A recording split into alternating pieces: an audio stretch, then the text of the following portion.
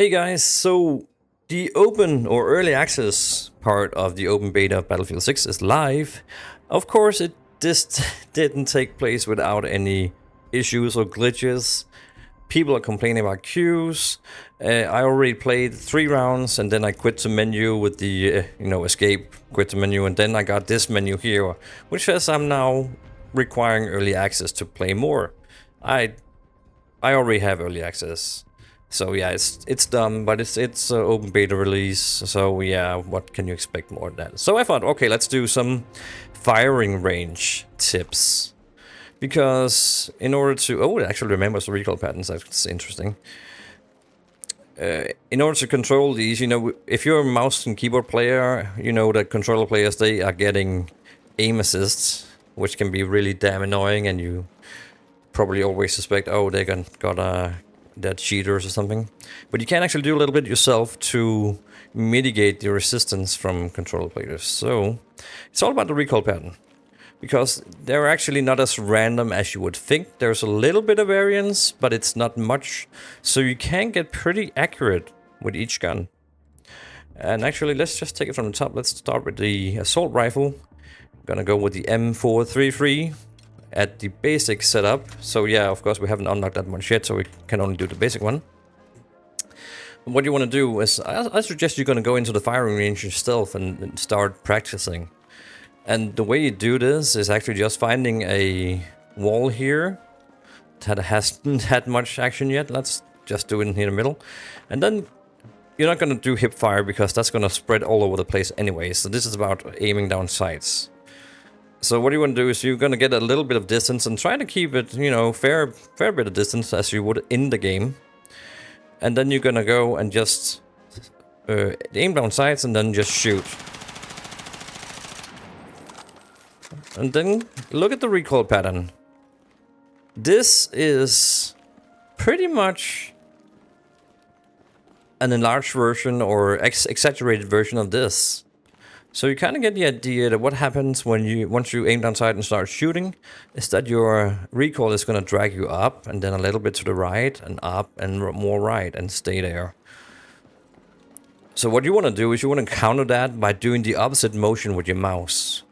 Let's try and put it next to it here. So we're going to expect it to travel up, then a little bit to right. So I'm going to go down with the mouse, a little bit to the left, and down with the mouse. Let's see how that works.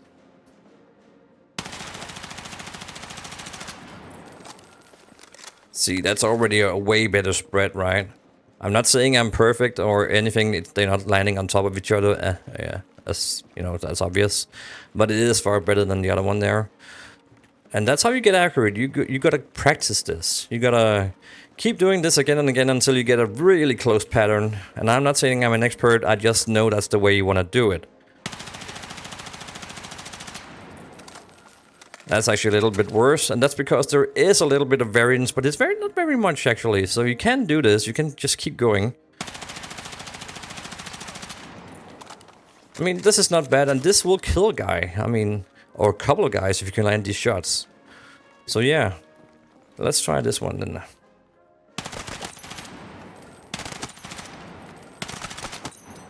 And this, mind you, this recoil patterns reset every time you stop firing. So if you go like this, and then you start shooting again, see, it starts over again. So keep that in mind. So that was the M4433. Now let's do the next one. We're probably going to get into trouble with space to try this out. So that we got the M4A1 carbine here. Also an assault rifle.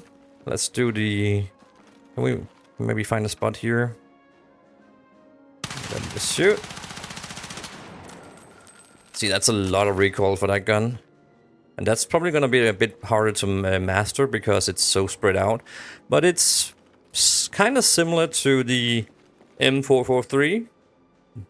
And kind of travels up. And then a little bit to the left and then back to the right and sticks a bit. So it keeps going up. That's the consistent part. It keeps going up. So you're going to be working the mouse a little bit down instead. Why can we try this? Should we try it over here? So if I nail it, we shouldn't really need that much space, should we? So let's try here. A little bit better.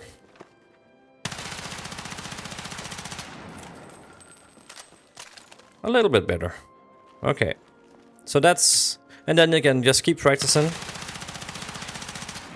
So don't expect you can't hold your mouse still, because then it's going to travel, right? So you got to practice. And you can probably get really close, but because, you know, it seems like they incorporated a little bit of variance that once you get to the point where you're going to go, okay, now it drags to the left, you're going to push right, and then it's going to change and drag to the right instead to exaggerate that right motion. So if you can kind of find that spot where you're going to counter the left movement by going right and then immediately going left, then you can probably get really tight. I actually missed that one. I was too fast. So again, it's all about practicing. Practice, practice, practice. Next one. Let's do an SMG. Oops, sorry. There we go. So the SGX has a recoil pattern that looks, I think was that one. Yep, that's the one. You can see, these I fired earlier, but it's still the same pattern, right? So it's gonna stay consistent. So what you want to do here is you're still gonna work downwards and then a little right and then downwards with the mouse. Let's try that.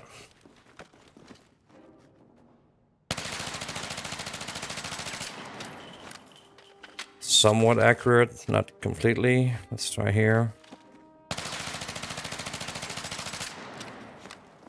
And I'm actually willing to accept and, you know, say to you, many of the times that you think you're meeting a cheater, you're actually meeting a guy who's perfected these mouse movements. So it seems like he has aimbot, but really it's just about the mouse control. Next one.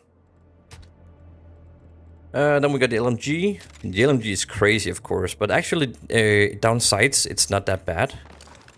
Let's try this spot over here.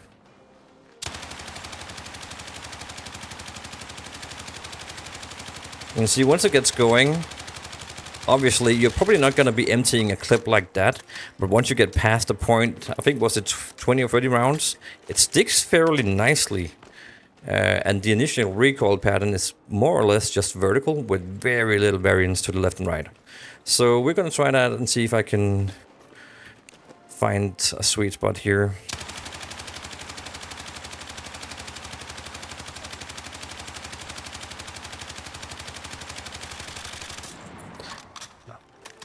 See, it's not perfect, but it's better. And I actually had to work the mouse quite a lot there.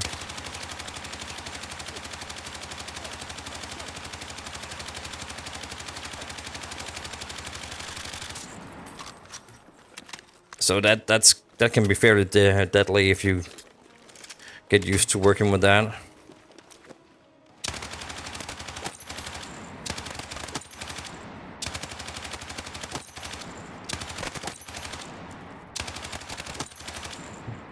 So yeah, I think this is a good gun. It's probably gonna get nerfed because it's very accurate and does deliver a lot of firepower in a short time. So DMR, also kind of snipish, but you know you can semi-rapid fire with this one.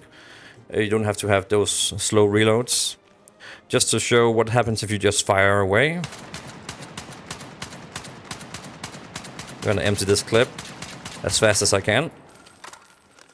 As you can see, that pattern is actually pretty simple.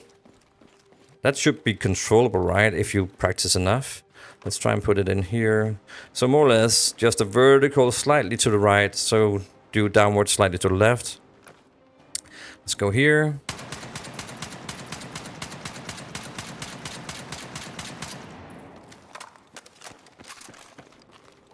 Those landed pretty neatly, didn't they? I mean, it's not that far off, but it's, yeah. I mean, you can probably land it better over time, but you apparently I think you have to work the mouse actually a little bit here. I did, at least. Let's see if I can stick the meat in it better. That's pretty tight. I did work the mouse quite a lot there. So yeah, let's try it in action.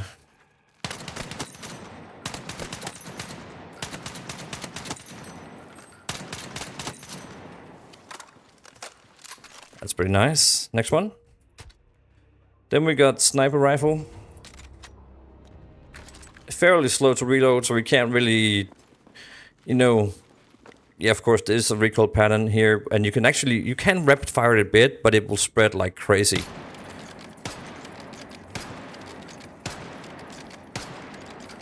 Maybe that's a poor example. Actually, those 4 here, those are from the sniper rifle.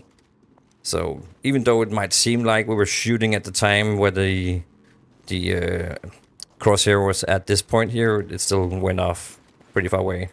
So what's more important about this gun, from what I've seen so far or tried, is that if you're a strafing shooter like I am most of the time, strafing with this one requires you to adjust the timing of your shot, at least for stationary targets. Obviously, you're going to have to counter for movement, or adjust for movement. So the closer they are, the more you can center the shot. And here you're going to go a little bit off, and then a little on the edge, kind of, and then a little beside the edge, or roughly. So let's try this. Oh, that's... You can see, that was in the white area, wasn't it? So even the close one, I had to adjust for it. Okay, there we got a headshot. So I actually think where I shot at that time was here. Let's try again. That wasn't even that good. Let's try again. That's a headshot. And that one I actually hit right here, right? So that's crazy.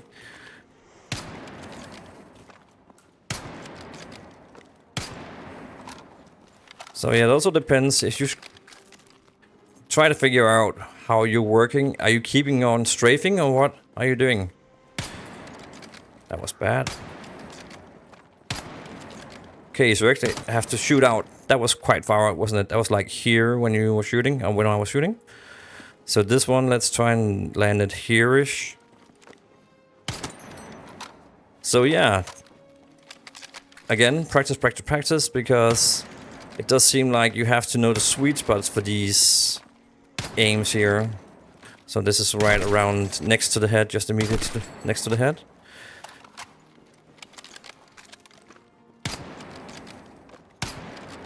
So you can't be... And I think that's also one of the issues that a lot of people have, is that they think that we're dealing with scanning, that where you're pointing is where you hit. That's not true for Battlefield. Did you see that? I'm actually interested to going back and watch my own recording here to see where I was aiming when I got that hit.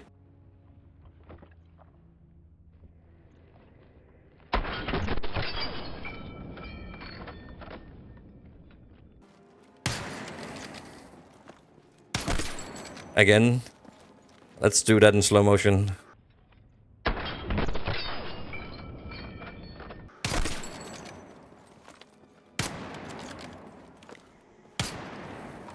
So it's all about getting to knowing your distances. We can't track here, can we? Oh, we can actually, yeah, of course we can also work with this. I've never done that actually. So this is 200. Does that mean if I center the shot that I'm gonna hit him? No? Let's try 300. Is this meters? Have to be, right? So he's out at 75. That's why we probably couldn't. What if we do 500? Still have to off aim a little bit. Or maybe the scope isn't working like that yet. So yeah, it turned out a little bit long video. Maybe I can do a smaller one, more consistent, more direct. But I think I'm gonna have to restart the restart the firing range for that, because it's shut up like crazy here. So thanks for coming by. I hope you learned something from this and can use it.